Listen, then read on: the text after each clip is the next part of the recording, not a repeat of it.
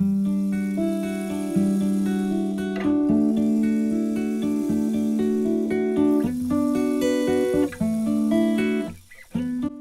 Gambia is one of the smallest African countries both geographically and population-wise, where 50% of this figure is made up of children and youth under the age of 18. There is gender inequalities within the Gambian education system. Only 87 girls out of 100 boys attend secondary school.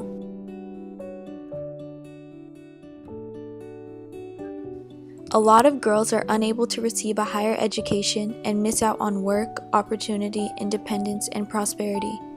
They are instead forced into early marriages, imposing an adult lifestyle, for which many are not prepared both mentally and physically, which then results in early pregnancy. The majority of married girls end up being children raising children. They not only miss out on education, but also face heavy amounts of domestic work. It is a continuous cycle that prevents these young women from pursuing what they want to pursue in life.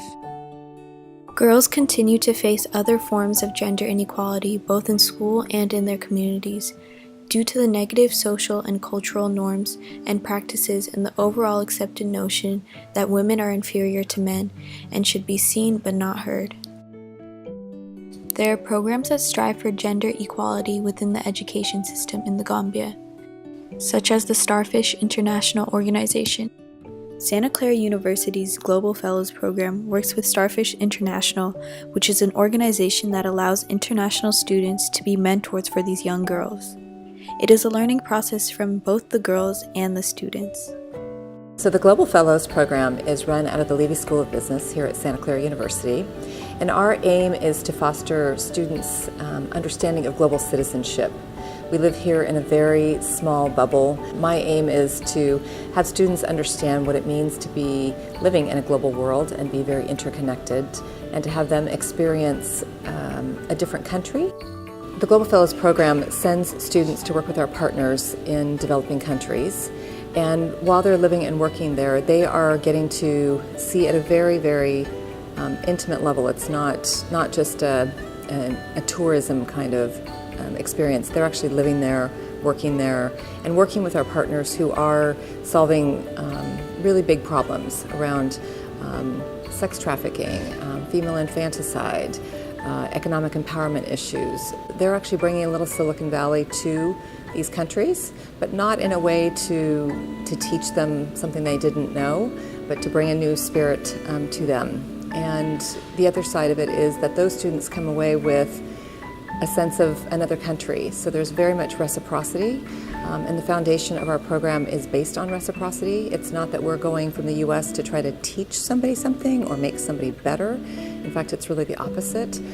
We want this blending and understanding, cross-cultural understanding to happen. That's really the crux of what the program is. And to me, that's globalization. It's not one country or one ideology being forced upon somebody else. It's about us working together in harmony and trying to really understand each other in a way that builds bridges. It's fascinating how globalized this little organization is in itself. I think it really impacted me because it humbled me. I had to learn that I'm not always right. Maybe the things I learn here, even though it's an amazing school, don't apply in other countries, and I always need to keep my mind very open and just be extremely excited to learn from other people, especially if I'm a different culture and in another community.